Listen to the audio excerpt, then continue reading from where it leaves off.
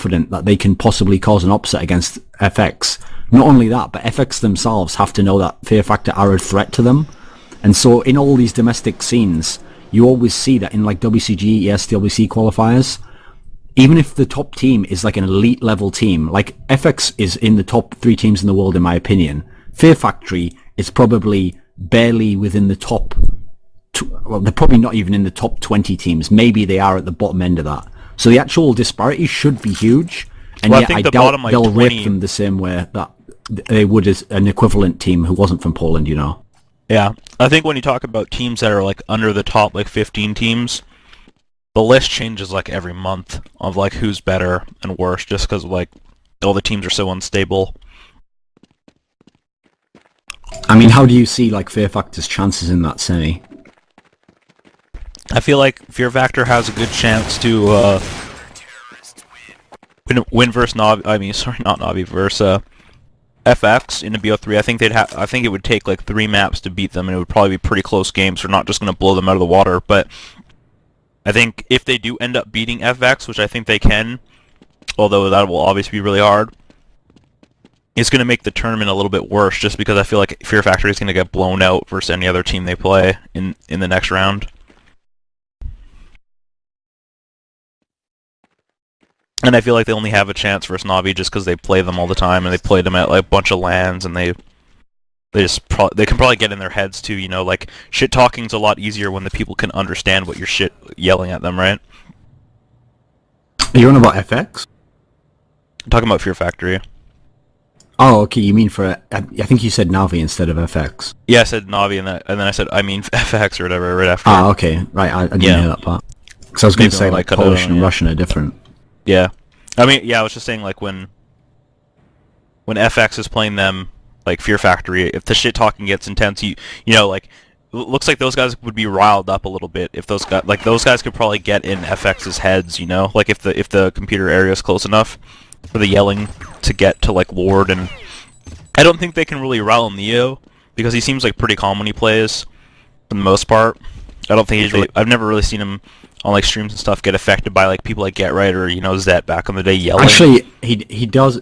Actually, I think Neo's quite emotional. He just has like a perfectly stoic poker face.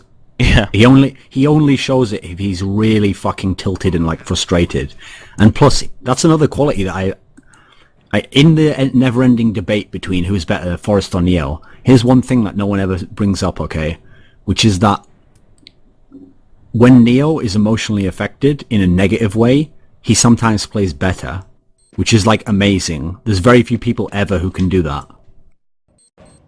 Like sometimes he's like super nervous or stressed out or he's annoyed, and sometimes that pushes him to like another level, or he fights through it regardless and still like owns the fuck out the opponent.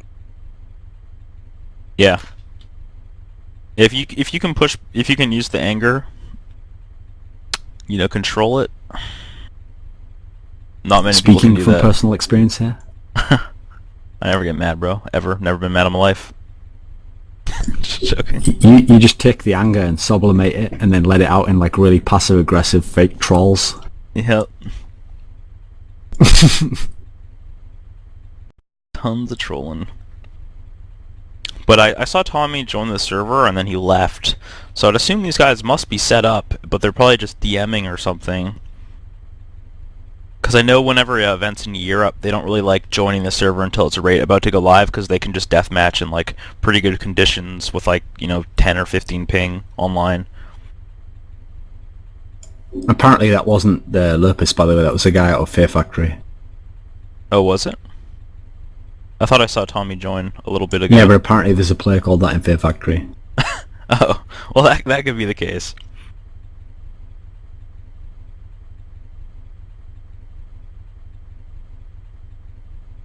So yeah, the thing is, there's still no IP on HLTV.org. I'm in the 27051. No, I'm in that as well, but okay. I mean, if they haven't even put the IP up, then you have to figure the game's a little bit away still. Yeah. Like, give me some random thoughts then so we can fill some time. Like, what did you think of that A2G lineup that everyone was excited about and then has suddenly just like burst apart? Like, what do you think of that lineup and the implications for the Swedish scene? The one that, like, you mean the Russian that broke up? Okay, yeah. Not Modi, Dennis. Who else? Keys. Those guys. Yeah, I mean, those guys, like, honestly, I just feel like they're a little bit online. Like, they're a lot online, actually. Manny and Dennis both had stints in SK and Fnatic and got cut. Manny sooner than Dennis, but I don't know. Like, I'm sure they're just those players that are really confident online. You know, they pick their battles. They comfortable. That Keys guy is pretty insane too. They're all super crazy puggers. You know, I've seen those guys beat MTW like 2 or 3 times online in like pretty important games and just crush them. And I've never seen them get like rounds on a good team. And I mean, I don't know how you go from 16-3ing like someone like MTW online to just losing like 16-5.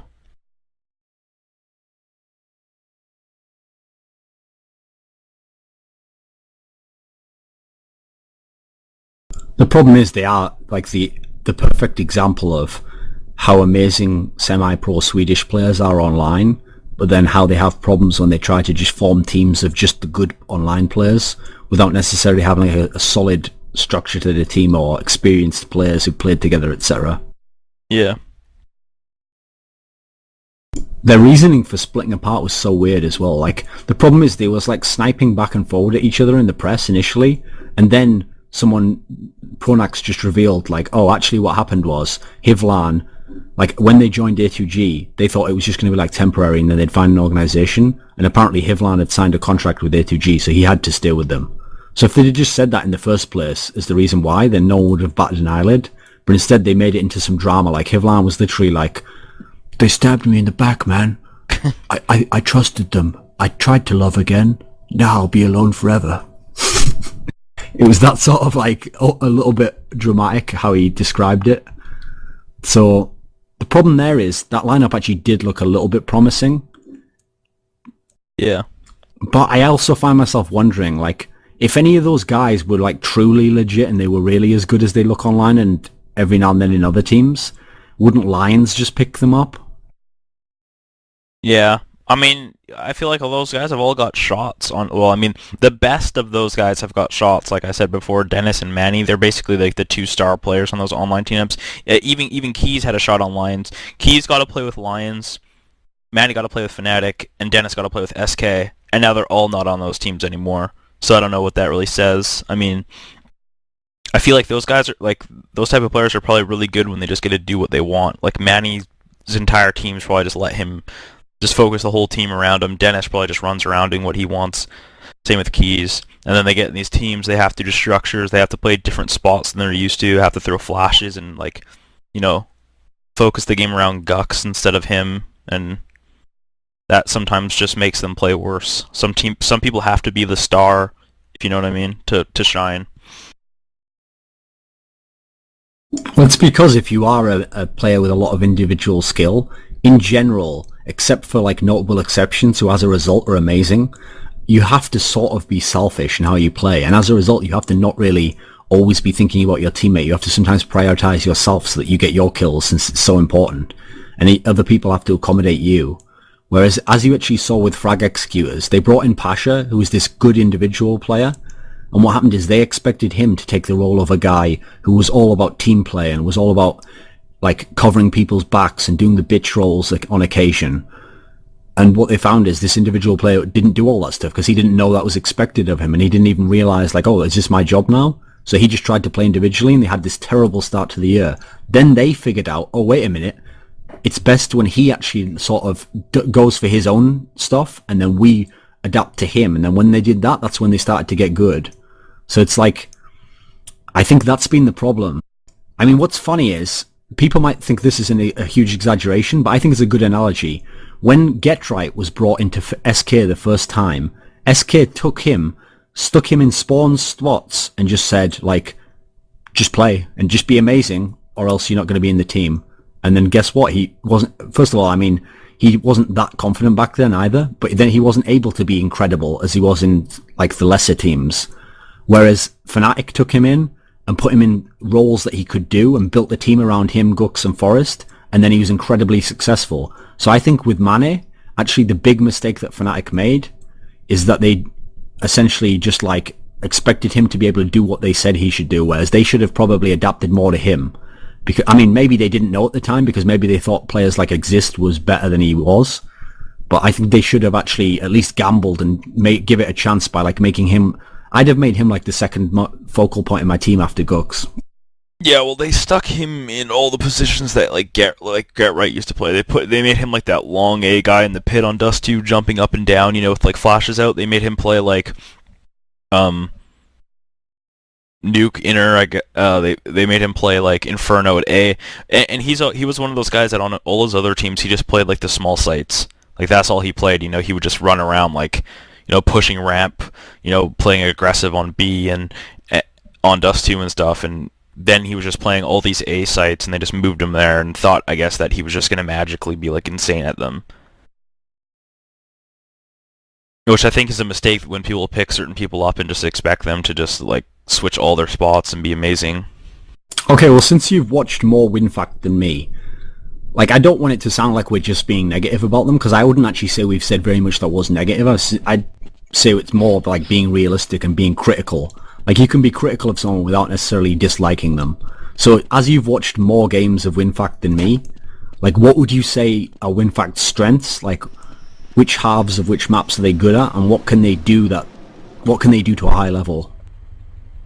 I think their T-side Tuscan is a pretty high level, like, it's a high level. I think Mirage, again, their T-side on that map's pretty good compared to most teams.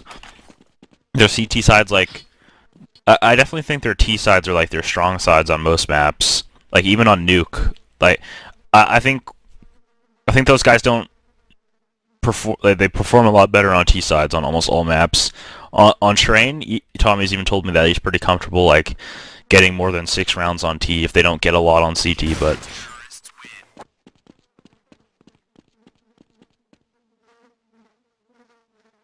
yeah, I definitely say the advantage is like T-side on most maps. I mean, obviously their T-side's not better on Train than their CT, but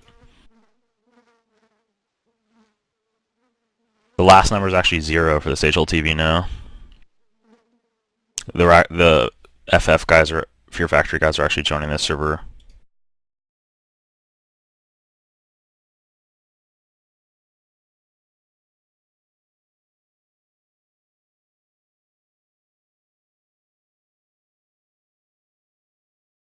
How many people are... So it's only the other game joining, you think? I'm joining the other racial TV right now.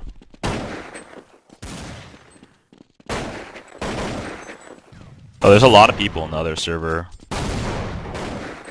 Should join I'll put it to you on Steam. Yeah, there's like 9 people in the server right now. So the first map seems to be Tuscan. So I guess that's the map we kind of expected both teams to want to play, right? Like we expected kind of Tuscan to be. Well, I did at least. I don't know if you agreed. I can't really remember, but I definitely think this is a map that would. Like I said before the SK game, personally, even though people might have thought that Tuscan's a good map to pick against Na'Vi, I've always thought Na'Vi were pretty good at it. They're not out of this world, but I've always thought they were good enough that I wouldn't want to play them on it. Unless I was like Moscow 5 or something, you know?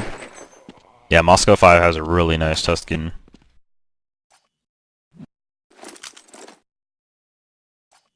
And I'm pretty sure that WinFakt think that that's their best chance to win, because, I mean, I'm pretty sure Lurpus like replays that Tuscan game in his head every day, like, and then I would have won on Train. Good night. That's like the one moment in his life where he wishes he could just like snap out of a dream, and they're just like, Tommy, we're about to go live on Train now. Great game on Tuscan. He's like, it was all a dream.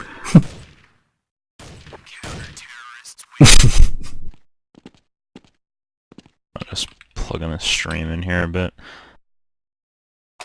Post it on the forums.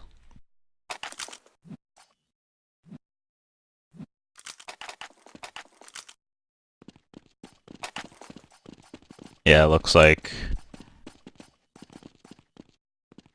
I'll be back 1 sec.